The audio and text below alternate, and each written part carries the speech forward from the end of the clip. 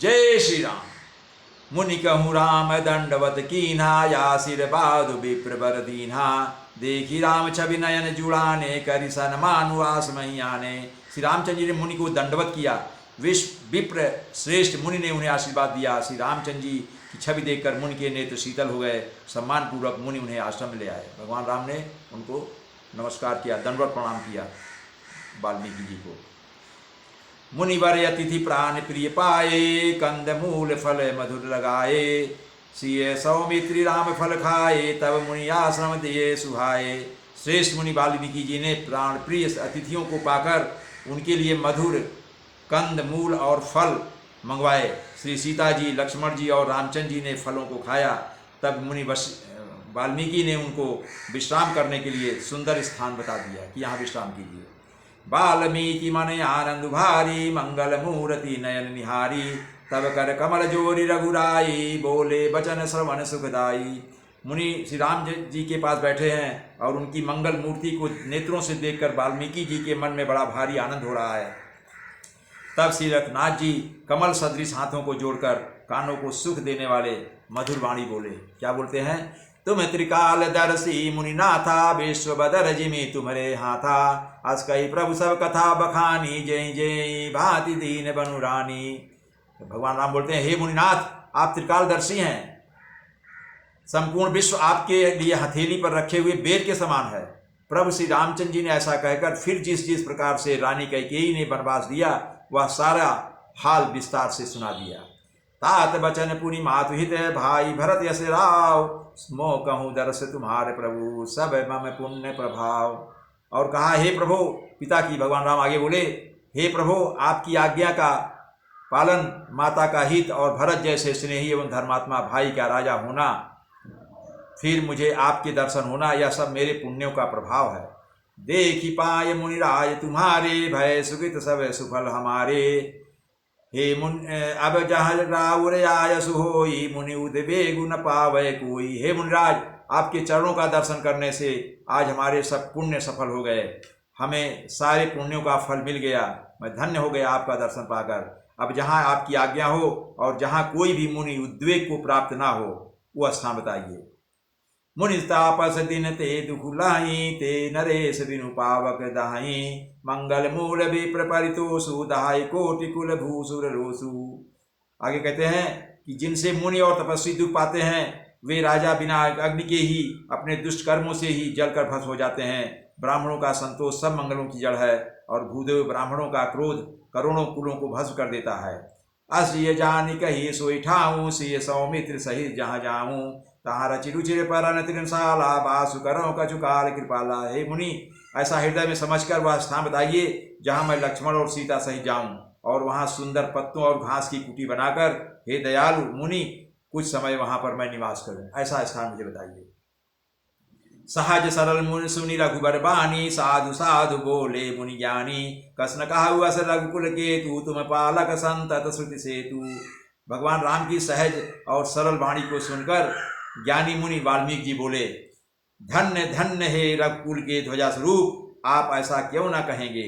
आप सदैव वेद की मर्यादा का पालन जो रक्षण करते हैं, आपके लिए ऐसा कहना सर्वथा उचित ही है। आप तो मर्यादा का पालन करने वाले पुरुषोत्तम राम हैं। श्रुति सेतु पालक राम, तुम जगदीश माया जानकी। जो सृजति जगु पालति, हरति रुख पाई कृपा निधान की। जो सहस शीशु सहीसु महीधरु, लखनु सचराचर धनी। सुरकाज धरि नर राज, तनु चले दलन खल निश्चरयनी। और आगे कहते हैं मुनि जी, हे राम, आप वेद की मर्यादा के रक्षक जगदीश्वर हैं और जानकी जी आपकी स्वरूप भूता माया हैं, जो कृपा के भंडार आपकी रुख पाकर जगत का सृजन पालन और संहार करती हैं। जो हजार मस्तक वाले सर्पों के स्वामी और पृथ्वी को अपने सिर पर धारण करने वाले हैं, वही चराचर के स्वामी शेष जी लक्ष्मण हैं। देवताओं के कार्य के लिए आप राजा का शरीर धारण करके दुष्ट राक्षसों की सेना का नाश करने के लिए चले हैं, ये हमको मालूम है। ऐसा वाल्मीकि जी ने भगवान राम से कहा। राम स्वरूप तुम्हार वचन अगोचर, बुद्धि पर अभिगत यकत अपार। नेति नेति नित निगम कह। और आगे कहते हैं, हे राम, आपका स्वरूप वाणी के अगोचर, मतलब जिसको वाणी के अगोचर, बुद्धि से परे, अव्यक्त, अकथनीय और अपार है। वेद निरंतर जिसका उसका नेति नेति कहकर वर्णन करते हैं। आपको कोई देख ही नहीं सकता। बुद्धि से आपके बारे में सोचना, आपको समझना बुद्धि से परे है, अव्यक्त है, उसको कहा या कथनीय कहने योग्य ही नहीं है, और अपार है, उसका पार नहीं पा सकते हैं। और वेद भी कहते हैं तो भगवान की माया, ब्रह्म की माया को जानना मुश्किल है। वो नेति नेति कहते हैं, मतलब इतना ही नहीं और है, उसको जान ही नहीं पाते हैं। जगू पेखन तुम्हें देख निहारे, विधि हरि शंभु न चाम निहारे, तेउ न जान ही मरम तुम्हारा, और तुम्हें को जान निहारा। हे राम, जगत दृश्य है, आप उसके देखने वाले हैं। आप ब्रह्मा विष्णु और शंकर को भी नचाने वाले हैं। जब वे भी आपके मर्म को नहीं जानते, तब और कौन आपको जानने वाला है। सोई जान जय देव जनाई, जान तुम्हें तुम्हें होई जाई, तुम्हारी कृपा तुम्हें रघुनंदन, जान भगत भगत उर चंदन। आगे कहते हैं मुनि जी, वही आपको जानता है जिसे आप जना देते हैं, मतलब जिसको आप ज्ञान देंगे वही जान पाएगा आपको, और जानते ही वह आपका ही स्वरूप बन जाता है। और जब आपको जान जाता तो आपका स्वरूप वो पा जाता है, अर्थात आप में समाहित हो जाता है।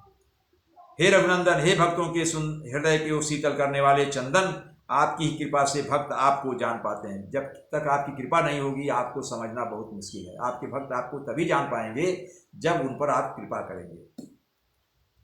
चिदानंदमय देह तुम्हारी, विगत विकार जाने अधिकारी, नर्तन धरे संत सुर काजा, कहाउ करौ जस प्राकृत राजा।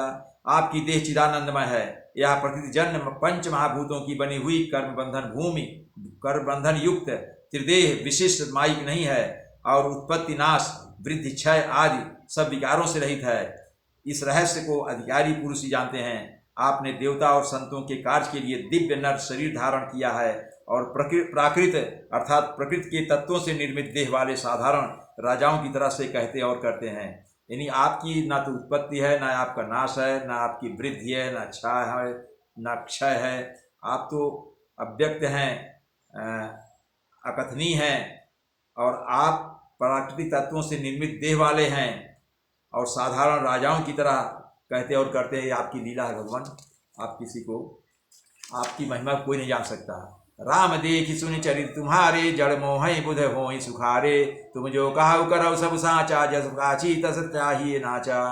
हे राम, आपके चरित्रों को देख और सुनकर मूर्ख लोग तो मोह को प्राप्त होते हैं, और ज्ञानी जन सुखी होते हैं। आप जो कुछ कहते करते हैं वह सब सत्य उचित ही है, क्योंकि जैसा स्वांग भरे वैसा ही नाचना भी चाहिए। इस समय आप मनुष्य रूप में हैं, अतः मनुष्योचित व्यवहार करना ठीक ही है। आप इसमें ब्रह्म रूप में नहीं है, मनुष्य के रूप में नरलीला कर रहे हैं, यह उचित ही है।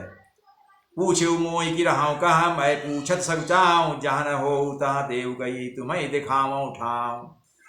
वाल्मीकि जी कहते हैं, आपने मुझसे पूछा कि मैं कहाँ रहूँ, अर्थात आप अपने रहने की जगह पूछ रहे हो, परंतु मैं ये पूछते सब चाहता हूँ कि जहाँ आप ना हो स्थान बता दीजिए। हे भगवान, आप जहाँ नहीं वो हमको बताइए। आप तो सब जगह हैं, सर्वव्यापक हैं। आप ये बताइए आप कहाँ नहीं है, तो मैं वही स्थान बता दूँ। आप तो सब जगह हैं, तब मैं आपके रहने के लिए स्थान बताऊँ। जय श्री राम।